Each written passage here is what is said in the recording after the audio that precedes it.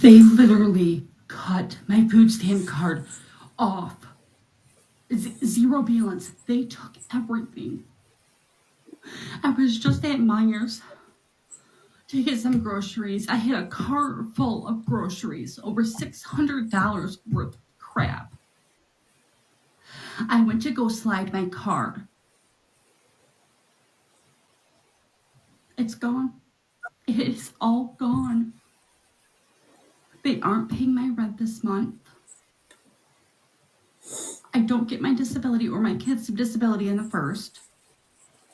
My cash benefits is gone. I had over $10,000 in food stamps, and it's... So I told my... Okay, that's enough of her, y'all. Welcome back to the channel. Obviously, today I want to talk about this a little bit. I do have to clarify that there are a lot of parody accounts on this trend that seems to be going on with food stamps and the abuse of the system. One in particular, this girl, she literally puts in her profile that it's parodies of current situations. She's actually quite funny, and maybe we'll go back to her to let you see, but she just kind of overemphasizes everything that we all see on a day-to-day. This is kind of a Gen X topic, right? How can I spin this to be Gen X related? And, you know, I'm going to go back to a couple quotes here. And so anyone know this, this quote here from Frederic Bastiat? When plunder becomes a way of life for a group of men living together in society, they create for themselves, in the course of time, a legal system that authorizes it and a moral code that glorifies it. So you've seen my past videos on how I feel and don't feel about social media and the negatives of it. And now there's a platform with TikTok to where these people, and for whatever reason, I don't know if these one people deleted their profile, but it's this mom and like 4 or 5 of her kids that put all their groceries on the floor of their dining room and then show their receipts and then focus in on it, and they do a dance and basically laugh at you. I can't seem to find it. Those were the ones that were popping up in everybody else's videos. And so now maybe that individual deleted their channel because it is real, and they're gonna be gone after. This one woman that we just showed, she's got multiple videos talking about driving a 2025 Tahoe and all this stuff. So I don't even know if that one's real. But there are a lot of them that are real. And it's pretty sad in the world that we live in 2025 that people can make a living with TikTok as well as get all this money from food stamps. Now, the reason why I bring it up is because I go back to what some of the phrases that we heard growing up. And let's see if you know any of them. So 70s and 80s kids, probably even 90s kids, you would hear this come from our boomer parents. You made your bed, now lie in it, right? Okay. So if you've had 7 kids or 9 kids, then you've literally laid in your bed, right? So you shouldn't be given everything because of those kids. Another one, if you want something done right, do it yourself. You know, I think it was Ronald Reagan that said that the scariest thing that you should ever hear or something like that is, I'm the government, trust me, right? And Reagan wasn't perfect either. Another one, life isn't fair, get used to it. And it's not, right? Nobody owes you anything. And you're correct. Nobody owes you anything. Actions have consequences. So if you sleep with 7 different guys and get pregnant 7 different times, then the consequences of that is that, you know, if the government's not there to help you out or bail you out, then you're probably not going to be able to live, which means you shouldn't be having kids in the first place. Pull yourself up by your bootstraps. And that's something I'm going to talk about in a minute. And then, of course, money doesn't grow on trees. I wish it did. Somebody needs to tell that to the United States government because they seem to think that it does when they print it out of thin air.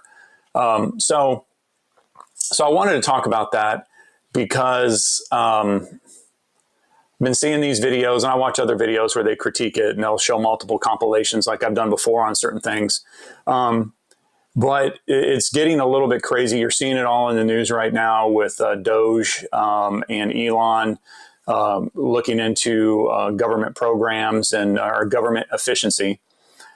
Let's just take that out. This isn't a political video. I don't care if you like them or you don't. I don't care if you like Trump or you don't. The bottom line is we have to be efficient in our own lives. Most of the things that I talk on with being a nostalgia channel, especially on topics like this, I speak from personal experiences. So when it came to immigration, I've mentioned before that my mom lives in Ecuador, and the immigration process for her to become a legal resident is very hard, and it does cost some money, and it also takes a little bit of time, but we did it legally. I was involved in that process. When it comes to illegal immigration, I've talked about briefly in a previous video that there is a Mexican national that is now a United States citizen because of me. I'm not looking for a pat on the back, but the bottom line is there is a gentleman that I co-signed for, because it is not that easy, but he didn't want to cut the line and he didn't want to do it illegally. And because he was a friend of mine from Mexico, Carlos, he is now a United States citizen. Not only did I help him get his residency, but then he went on and became a citizen, took the test in English, mind you, married, has 3 kids, owns a home, and he's living the American dream. So I talk about those things because I experienced it. So, of course, when I talk about these EBT things, it's something that I've experienced personally on both ends of the spectrum. So I'll get to that in just a second, but let's go back and watch this clip from her. And again, it's a parody account, but I think we've all been in the stores and we've seen some of this. And I have family members that have done this before too. So it's pretty common. I can't believe this is happening to me. Nobody in my family even wants to help me. I have burned bridges with all my family members. I have no one that's willing to help me. Let me get myself together. So yeah, nobody wants to help me. I asked my mom, and she's like, after everything that you've done to me, like I cannot help you. I also asked my sister for help, and she told me no. My brothers cut me off a long time ago. I don't talk to them at all. All I need now is for the leasing office to know that I was the one that left that mess, that trash, all that food on the floor, that for them to find out that that was me. That would be the fucking cherry on top, because everything has gone to shit. So basically what that video is about is there's videos coming out now from people that have been bragging online about the amount of EBT they get per month. And then, again, don't know if it's true or not, but receiving letters stating, oh, we found out you're doing this and now you need to pay us back. So I have a personal experience with that, not with EBT, but with, unemployment. I've been fired from a job one time in my life, and I got on unemployment through the state of Texas. Now, born and raised in Texas, except for the 3 years that I moved up to Lincoln, Nebraska from 2nd grade, halfway through the year, to 5th grade, came back down 6th grade to Texas. So I love my state. I love it completely. I love the people. And however, Greg Abbott, if you ever watch this video, just know that your Texas Workforce Commission is royally screwed up. What I mean by that is the first time I fill out all the paperwork. Now, mind you, I lost my job. So I went in, I looked for jobs. You fill out the paperwork. Back then you had to fill it out. You had to go in person to the office, and everything was fine. Followed the rules to the T. Then get a job, go back to work. About 3 months later, I get a letter in the mail stating, oh, we're sorry, we made a mistake. We overpaid you. You need to pay that back. It was a few grand at that time, but a few grand, we're talking about this was in the 90s that this happened. So I had to pay that back. Fast forward to COVID, me being 100% commission sales rep, there was a loophole. I didn't lose my job, but there was a loophole for 100% commission sales reps that if you lost 30% or more of your commission or whatever due to not being able to work, you can apply for those benefits, which I did. I even talked to the CFO of our company, let him know, shared the links with him just to make sure I was on the up and up, because, they have to send a letter to them to clarify that. So I did all that, everything by the book. Things go back to normal. I get a frickin' letter from the workers' comp from unemployment saying that they overpaid me $9,000. So I had to pay that back too. And I paid it all back. But my point is it does happen when and I'm a tax abiding citizen. I pay a lot of taxes, law abiding citizen who pays my taxes, and I pay a lot of taxes to the government. So that was a little bit frustrating. So to go back to this, when it comes to EBT, when I say I have it from both sides, as you know, I had my first child when I was 19. Literally had just turned 19. Oh, was it 18? I don't know. I was 19 years old, had just turned 19 when my oldest was born. So I utilized the system. My son got Medicaid, which helped pay for the hospital bills at the time. Eventually, we were living with my mom, living with my wife's mom, eventually tried to get out on our own. And all of this was when I was working at HEB as a grocery sacker, right? As a sacker, trying to work my way up. And so I ended up getting Section 8 housing so we can get our own house. Then we ended up getting food stamps. I don't believe it's EBT then. It was literal food stamps. When you pulled those things out, you knew what they were. They were like fake funny money. And I have to tell you, I was embarrassed as hell. It bothered me to the core that I was on that, but I needed the help. We had the WIC, we had the cheese, the milk, formula, although we didn't really need the formula because he was breastfed as long as he could be. But it disgusted me to be on it. And so you go back to that phrase, pull yourself up from the bootstraps. So what most normal human beings should do is use the tax system to help you get a leg up or get a hand up, not a handout. And it's pretty sad that that's what happened. So what did I do? I eventually got hired on, and this is where the second part happens, got hired on at the local county hospital as a field collector. My karate instructor at the time was the business office manager, one of the managers there, got me the interview. I got the job. And but I was a field collector because I was in martial arts. They felt that it would help, although I can't dodge bullets, right? But I literally had to go to knock door to door on houses for people that had not paid their hospital bills because it was a lot different back then, right? So that's a whole nother story. I had some very interesting altercations and very scantily clad women that would open the door from time to time. So it was a fun time, right? But that's what I did for a living. But the other part, so then of course I got that job and I literally went into the food stamp office to say, here's my first paycheck, take me off of this. Within a few months, when we were in the Section 8 housing, that's when I bought my first house at 20. So we went directly from being in Section 8 to saving up some money through FHA at the time, which FHA loans were a lot different back then than they are now. They weren't as standard as a normal home loan. So I was in my first home by the age of 20 and proud to have a job. Plus, being a county employee, we got really good medical benefits. So, but also a part of my job when I was not out in the field, my job was to help people get assistance to pay their bills that they came into the hospital. If you were attacked, you were a victim of a crime. That's literally in Texas. It's a victim of crimes fund that if you were attacked and found, like it wasn't your fault, I'd help them fill out that paperwork. So the state would pay for that medical bill where they're stabbed or shot or a hit and run or something like that. So there was that. But more so what I saw, and again, this was when I was 20 years old. This would have been 1994, right? So I'm young, I'm impressionable. I'm sitting down with a lady and I had to have an interpreter that doesn't speak English because she's from Mexico. And I mean, was from Mexico 2 days ago and crossed over the border to have her baby. And so that's where I learned that term anchor baby that you hear about in the news a lot.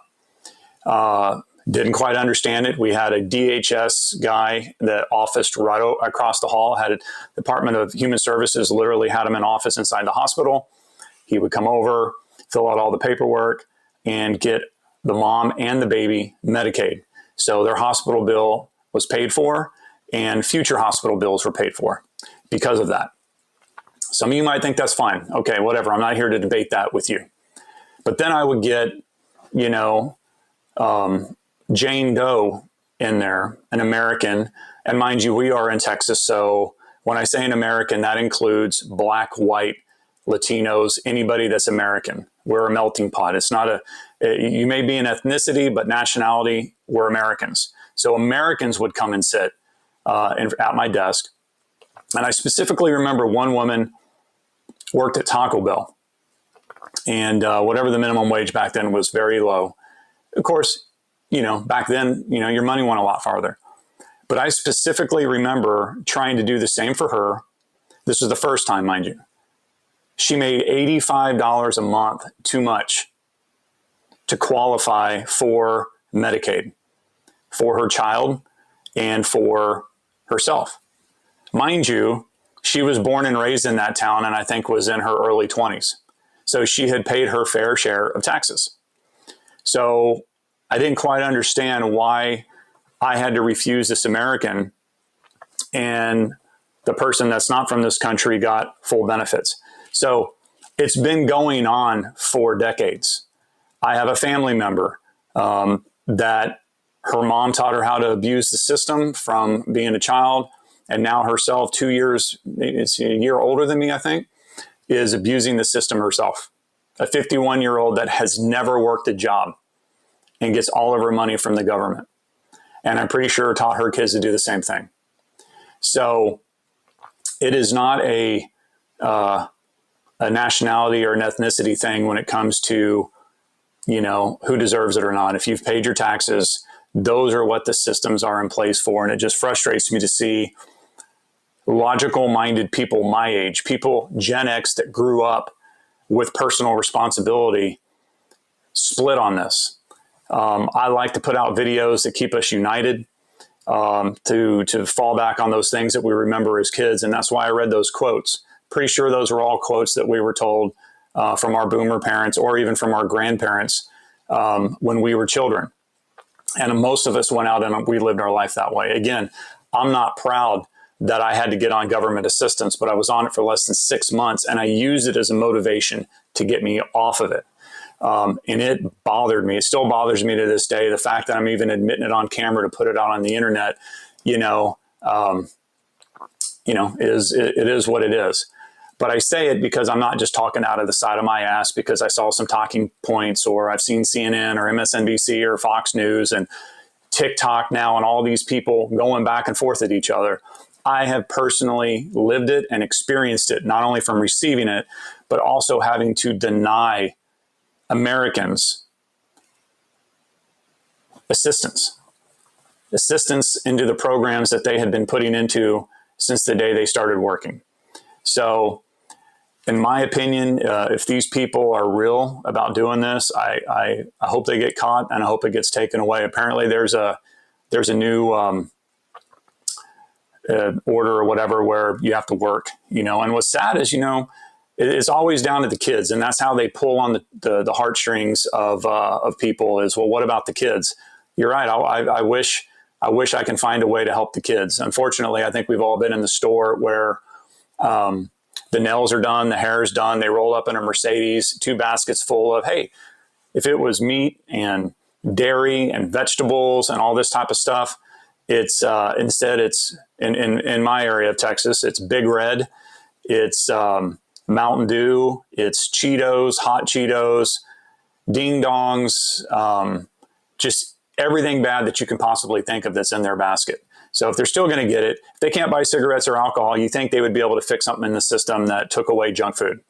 And I failed to mention that normally those people are very overweight or obese with their free food. So again, what are your thoughts? I know this is kind of a serious subject, but at the same time, I think even no matter what side of the aisle you're on, we grew up with common sense. We grew up with street smarts, not so much book smarts, although we can have both, right?